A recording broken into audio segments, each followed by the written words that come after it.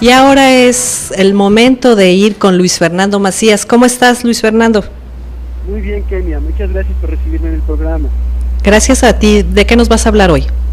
Mira, quiero comentar algo que está circulando apenas en las redes sociales gracias al concurso de algunos de mis colegas de la Universidad de Guanajuato que trabajan en el Instituto de Investigaciones en Educación, principalmente del doctor Abel Rubén Hernández, a propósito de un libro que, como resultado de un seminario muy interesante que propició el Instituto Belisario Domínguez del Senado de la República, acaba de aparecer en julio de este año, y que se llama La Reforma Constitucional en Materia Educativa, Alcances y Desafíos. Este libro, bueno, que coordina Rodolfo Ramírez Raimundo, como resultado, te decía, de un seminario que propicia el mismo Senado de la República, al día siguiente del inicio de trabajos del Congreso, el año pasado, 2012, cuando justamente se entrega una iniciativa de ley para la modificación del artículo 3 y del artículo 73.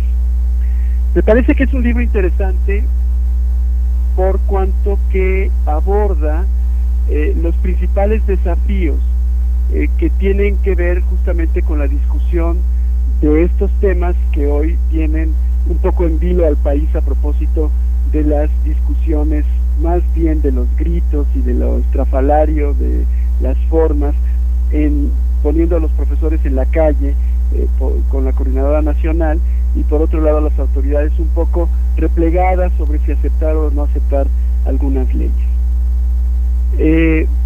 Bueno, esa es, digamos, la introducción que quiero hacer a este comentario, donde yo propongo que se haga efectivamente pues la divulgación necesaria a un trabajo reflexivo de algunos de los más importantes investigadores en educación que tiene el país, como son Olac Fuentes Molinar, Gilberto Guevara Niebla, Mario Rueda Beltrán, Minerva Nava, Gloria del Castillo, Elsie Rockwell, Silvia Smelkes, Rodolfo Raimundo mismo, que es el compilador, Pedro Salazar Ugarte, etcétera, que van a poner el dedo en la llaga sobre algunos de los problemas justamente a los que convoca este tema de la propuesta de reforma a la política educativa y reforma constitucional, concretamente en México. Bueno, estoy yendo a lo mejor muy rápido y no dejo que intervengas. Tú dime si voy bien. No, vas bien, continúa. Bueno, quiero señalar, porque me parece muy importante, que este trabajo, digamos, se basa en los puntos principales que pretendía abarcar la reforma y sobre la que y el proyecto de reforma, y sobre el que ha mandado después, digamos, a la creación de leyes secundarias que estamos todavía en proceso.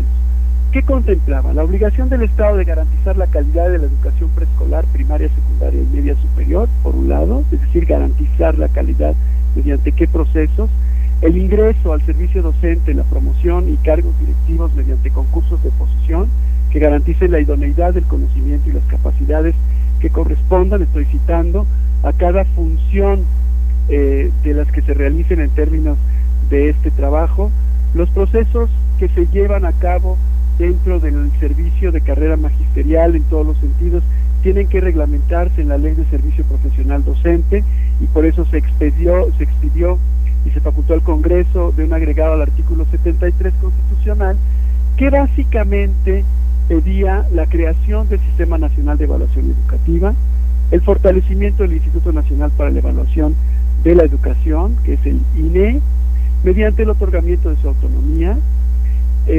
constitucional y darles las facultades necesarias, un mandato al Poder Legislativo y a las autoridades que correspondan según sus facultades para fortalecer la autonomía de gestión de las escuelas, la ampliación del número de escuelas de tiempo completo, el reforzamiento del sentido formativo de la evaluación para que favorezca también la salud de los educandos. Y cuando se promulga esta reforma, el Poder Legislativo pues tendría justamente que elaborar pues la ley del servicio profesional docente, la ley del Instituto Nacional para la Evaluación de la Educación y las reformas necesarias para la ley de la educación. Digamos que este es el contexto en el que aparece el seminario, que sí es cierto que favorece el Senado de la República a través del Instituto Belisario Domínguez, pero lo interesante es que a menos, digamos, de 6 meses de iniciados los trabajos, ya un grupo de intelectuales sólidos, con una carrera importante de reflexión sobre la educación, se dan a la tarea de establecer como libro, el libro está, accesible en la misma página del Instituto Belisario Domínguez, y ya con una reflexión muy fuerte, digamos que sin, como dice el compilador, sin hacer una síntesis de los aportes del seminario, se destacan temas como la evaluación del desempeño docente y del aprendizaje, no solamente su importancia en la calidad de la educación, sino también en la medición de la capacidad y compromiso de los profesores y de la responsabilidad del aprendizaje de los alumnos, que es un tema que poco se habla, es decir, los nuevos sistemas educativos que pretenden también fortalecer este sentido de la autoformación y del compromiso del educando con su propio trabajo de aprendizaje. Por otro lado, el reconocimiento de la naturaleza compleja del trabajador docente como punto de partida, que es una serie de cosas que probablemente si se tuvieran a la vista a la mesa de discusión, podrían ayudar a entender por qué es necesaria una evaluación justa de los profesores y que tiene que estar concentrada justamente en la práctica docente. Pero esta evaluación tiene que ser justamente sensible a la diversidad cultural mexicana y a las condiciones socioeconómicas en que viven estudiantes y sus familias. Por eso es importante, digamos, conocer pues el resultado de estudios que presentan en este libro los investigadores. También se trata de promover una discusión sobre los nuevos mecanismos de acceso al servicio docente que deben aplicar no solamente para las plazas de nueva creación, sino para las vacantes que se van generando en el transcurso de la gestión de la actividad educativa, tanto en las entidades estatales como en las federativas.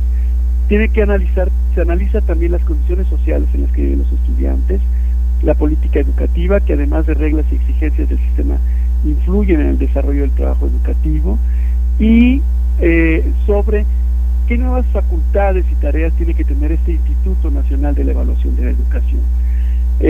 Digamos que estos son elementos que ayudan o que hablan de la posibilidad de atemperar discusiones que parece ser que solamente suben a los medios como discusiones, digamos, por posiciones, por guerras,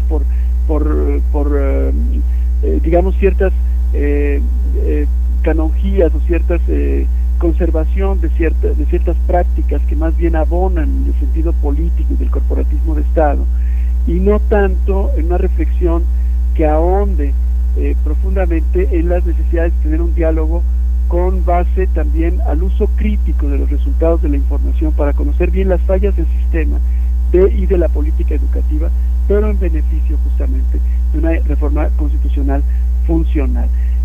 Parece que los investigadores que participan en esto no están necesariamente asociados con las tendencias políticas, en el sentido de que tienen una cierta autonomía, no son personas necesariamente de derechas, de izquierdas, de partidos, etcétera, sino que son bastante críticos con las posiciones que van fijando los legisladores dentro de el proceso de negociación de la Cámara. Yo con esto concluiría un poco mi comentario. Yo creo que es un libro que vale la pena, al que vale la pena acceder, como te digo, es de muy reciente confección. ¿Nos puedes repetir el título, por favor, Luis Fernando?